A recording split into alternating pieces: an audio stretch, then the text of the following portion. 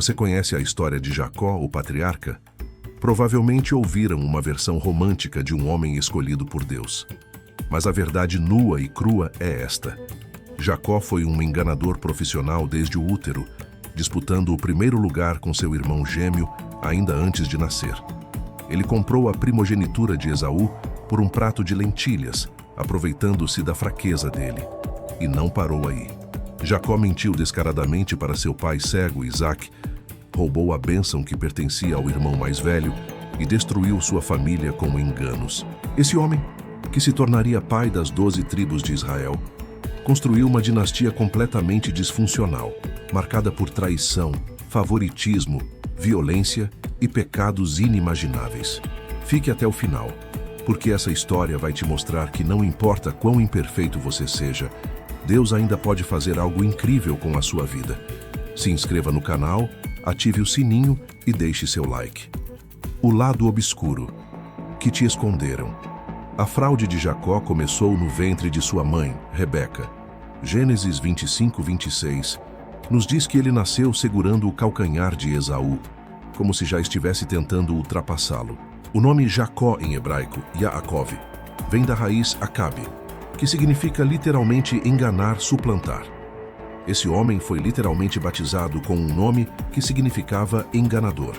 O primeiro golpe registrado acontece em Gênesis 25:29 e 34. Esaú voltou faminto do campo e Jacó, calculista, ofereceu um prato de lentilhas em troca da primogenitura. Enquanto Esaú tratou levianamente sua herança, Jacó manipulou a situação com frieza. Ele explorou a vulnerabilidade momentânea do irmão para ganhar direitos que não lhe pertenciam por nascimento. Hoje isso seria considerado extorsão sob coação emocional. Mas o pior ainda estava por vir. Quando Isaque estava velho e cego, prestes a abençoar Esaú, Rebeca e Jacó arquitetaram um plano sórdido de engano familiar. Gênesis 27:6-29 detalha a fraude. Jacó vestiu as roupas de Esaú, cobriu braços e pescoço com pele de cabrito para imitar a pilosidade do irmão e preparou uma refeição para enganar o pai moribundo. Quando Isaque perguntou diretamente, "Você é realmente meu filho Esaú?", Jacó respondeu sem hesitar, "Eu sou." Gênesis 27:24. Foi uma mentira descarada na face de um pai cego e vulnerável.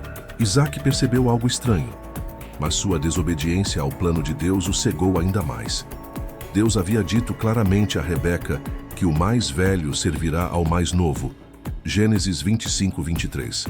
Mas Isaque, por favoritismo, tentou contrariar a vontade divina e abençoar Esaú. A fraude de Jacó, embora moralmente reprovável, acabou sendo o instrumento que Deus usou para cumprir sua palavra. Registros arqueológicos de Padan Aram e tablets cuneiformes de Mari, século XVIII a.C., mencionam Padan e Aram Naharaim, confirmando a região geográfica e o contexto histórico da jornada patriarcal de Jacó. O engano foi tão profundo que quando Esaú retornou e descobriu a trapaça, Isaque tremeu violentamente. Gênesis 27:33. Percebendo que havia lutado contra Deus e que Deus havia falado através dele, apesar de si mesmo. Jacó roubou não apenas uma bênção, mas a identidade e o futuro de seu irmão. Esaú soltou um grito excepcionalmente grande e amargo, Gênesis 27:34, e jurou matar Jacó. As consequências devastadoras. As consequências do pecado de Jacó foram imediatas e devastadoras. Esaú passou a odiar o irmão com uma fúria homicida. Gênesis 27:41 registra: Esaú guardou ódio contra Jacó por causa da bênção que seu pai lhe dera, e disse consigo mesmo: "Os dias de luto por meu pai estão próximos, então matarei meu irmão Jacó." A família foi despedaçada. Rebeca nunca mais viu seu filho favorito. Ela morreu enquanto Jacó estava em fuga. Jacó fugiu para Harã, onde seu tio Labã o esperava. E ali, o enganador encontrou seu igual. Jacó trabalhou 7 anos por Raquel, a mulher que amava, mas na noite de núpcias, Labã entregou Lia, a filha mais velha, pesadamente velada. Gênesis 29:25 captura o choque. Quando amanheceu, eis que era Lia. Jacó foi enganado exatamente como havia enganado seu pai e irmão. A ironia bíblica é brutal. O trapaceiro foi trapaceado. O resultado? Jacó se viu casado com duas irmãs que competiam desesperadamente por seu amor. Lia, rejeitada, e Raquel, amada mas inicialmente estéril, travaram uma guerra reprodutiva usando suas servas Zilpa e Bila. Esse triângulo amoroso tóxico gerou os 12 filhos de Jacó em meio a ciúmes, manipulação e favoritismo. Gênesis 30:15 registra Lia acusando Raquel. Não bastou você ter tomado meu marido? Agora quer tomar também as mandrágoras de meu filho?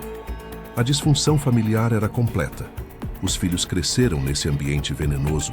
Diná, filha de Jacó com Lia, foi estuprada por Siquém. Gênesis 34:2. Quando Siquém pediu para se casar com ela, os filhos de Jacó responderam com engano, exigindo que todos os homens da cidade fossem circuncidados. Enquanto os homens se recuperavam da cirurgia, Simeão e Levi massacraram toda a cidade, saquearam seus bens e tomaram suas mulheres e crianças como espólio. Gênesis 34, 25, 29. Jacó, confrontado com a brutalidade de seus filhos, apenas se preocupou com sua própria reputação. Vocês me trouxeram desgraça. Gênesis 34, 30. Escavações arqueológicas em Siquém, por Ernst Selling, G. Ernest Wright e Lawrence Toombs, revelaram uma cidade fortificada do período Bronze Médio Seguns, c. 1900-1550 a.C., com muralhas maciças e um portão, correspondendo cronologicamente ao período patriarcal e confirmando o contexto urbano da narrativa bíblica. Inscreva-se, ative o sininho e deixe seu like para não perder os próximos episódios. A resposta impossível de Deus. Mas aqui está a reviravolta impossível. Deus não abandona Jacó. Na noite antes de enfrentar Esaú, enquanto Jacó atravessava o val de Jaboque, um homem apareceu e lutou com ele até o amanhecer. Gênesis 32, 24. Jacó, sempre lutador, sempre agarrado, recusou-se a soltar o homem até receber uma bênção. O homem deslocou o quadril de Jacó, deixando-o permanentemente manco, mas também lhe deu um novo nome, Israel, que significa aquele que luta com Deus. Gênesis 32, 28. Essa luta em Peniel, face de Deus, foi um momento de transformação espiritual profunda.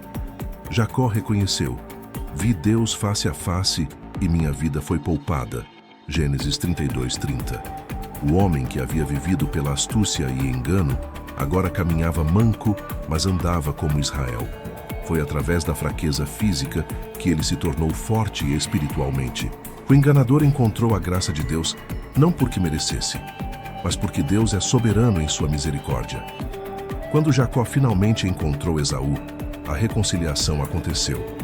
Gênesis 33, 4 registra: mas Esaú correu ao encontro de Jacó e o abraçou. Lançou-se ao seu pescoço e o beijou, e choraram.